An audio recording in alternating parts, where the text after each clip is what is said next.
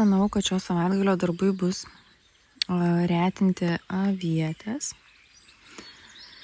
Ir avietės, žinoma, nes jau yra nemažai žolės prižėlę, bet priėjau dabar prie braškių, kurios buvo sodintos pernai rudenį. Tai matyt reikės dar čia praravėti, nes labai jau daug žolių priaugę ir tokių didelių tarp pačių braškių. Tai reikės, čia manau ilgai netruks sutvarkyti, o pačių braškių tai matau, kad yra ir čia. Į šitą būtent braškyną daug lūkesčių daug nedėjom, kad bus daug uogų, nes tai yra pirmametis. Skaitykim pirmametis, nes pernai rudenį sodintos, bet yra tikrai nemažai uogyčių. Aišku, paukščiukai palesa, bet nieko. Yra ir didelių gražių. O ten dar Azija, matau, noksta. Bet Azija šiais metais mane nuvylė labai stipriai. Ir aš jos net nelabai ir noriu, nes užpuolė ligos, kokia gražuolė auga. Ir daug ūsų turi čia pirmamečiai, tai kaip ir galima būtų dauginti ją, bet aš nežinau, ar aš to noriu. Mano favoritas yra verdi. Labai skanios, saldžios, didelės gražios uogos, atsparios ligoms. Tai net nežinau, sakyčiau, verdi yra man pati skaniausia, gražiausia ir fainiausia uoga. Paukščiukam tai čia rojus. Taip sakant, skanaus. Kaipgi reikalai su avietėmis. Tai iš tiesų avietės žydi. Dar gal ne viskas prasiskleidę žiedeliai, bet va yra jau ir žydinčio. Pumpurėliai tai tikrai yra ant daugumos stiebų. Dabar permečiau telefone galerijos istoriją. Tai pernai toks vaizdas su pumpurėliais ir žiedeliais buvo Liepos 1. Dabar yra birželio vidurys. Tai taip kaip ir buvo pranašaujama. Viskas 2 savaitėm anksčiau. Tai reikia skubėti retinti, nes labai sužėlė. Labai dičkės jau. Ten jau 3 vagos yra praretintos pirmosios. Tai čia dar liko 8. Ir praravėti. Bet nieko, čia už tie darbai netokie sudėtingi, kai buvo pirmas ravėjimas pavasarį. Jisai buvo baisesnis, o dabar iš tikrųjų pasteisino mum tie šiaudai sumulčiuoti šalia. Tai žolė taip stipriai neauga. O mūsų braškynas jau eina link pabaigos. Žolė auga tai beprotišku greičiu. Šienaujam kas savaitgalį ir šakės. Išėjau su kroksais per į terasą. Tai šlapios kojos nuo žolės šlapios. Taip, tai o braškės jau, sakau, persirito į antrąją pusę. Ir ką žinau, šiaip tai, dar yra jų, bet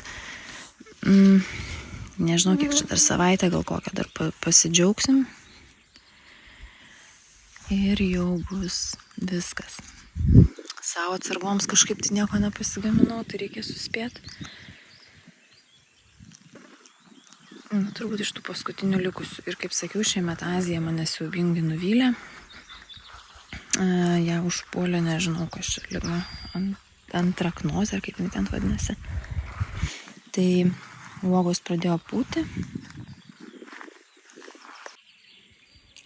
Nors Azijos ir patys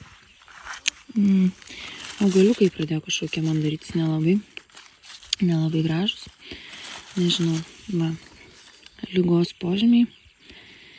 Tai ir daug tokių uogų, Azija būtent.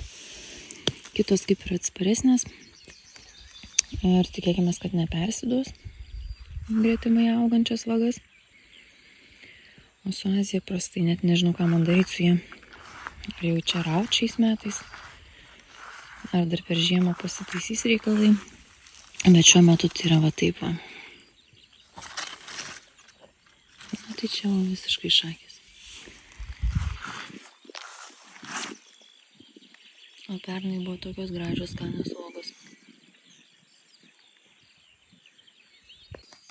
Ir dar rytinis pasisveikinimas su bitutėm.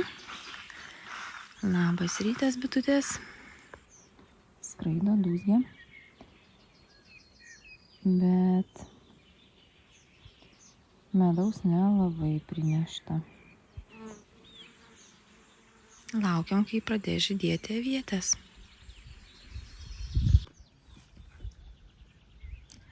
Nu, žodžiu, aš atsiemu žodžius. O, kas čia toks tupi. Aš atsiemu žodžius, kad greit nuravėsiu braškes.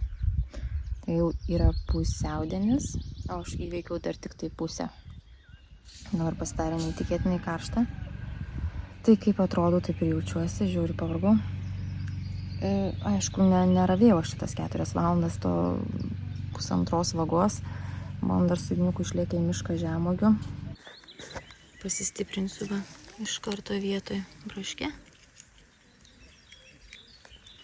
Ir dirbsiu toliau. Varo mano pagalbininkai. Be kepurių. Ai, nes liksiu kepurė buvo. Kieno, čia toks gražus braškynas. Ai, čiagi mūsų. Neįtikėtina. Nuravėta ir dar Tautvydas pravažiavo su žoliapjove, tai taip tvarkinga. Galima Svajonių sodus kviesti, kad filmuotų kaip pavyzdinį braškyną. Tobula.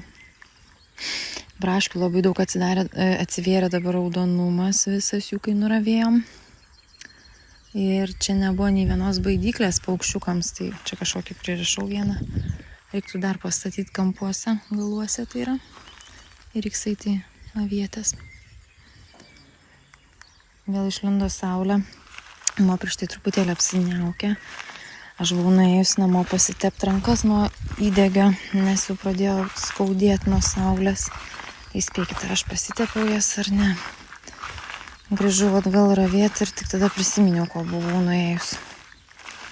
Užkalbino ten vaikai, kol sutvarkiau jų visas problemytės, tai ir pamiršau, ko nuėjau. Tai pasitepsiu, pastatysiu porą baidyklyčių ir eisiu į avietes. Na va, savaitgalio darbelį ir baigti. Braškes nusirinkom.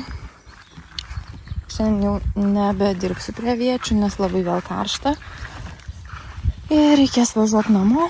Tai galiu tik parodyti, kaip skiriasi išretintų aviečių. Matot, šviečia palei žemę tarpai. Ir kur yra neretintos, tai yra labai suaugę ir neprapučia vėjelis. Tai yra blogai, nes kai pradeda nokti uogos, jos kartais būna nulinkusios arba pačioje, negauna visiškai saulės ir vėdinimo. Jau būna tokios visiškai beskonės, paskui pradeda pūti, įsiveisia puvinys, ligos įvairios pradeda pulti ir panašiai. Tai va, tai reikia retinti būtinai, jeigu jos yra tankios. Jeigu iškuretos, tai nėra būtina, bet svarbu, kad būtų ta tokia ventiliacija akivaizdžiai matoma. Tai tiek darbų šį savaitgalį. Iki kito savaitgalio.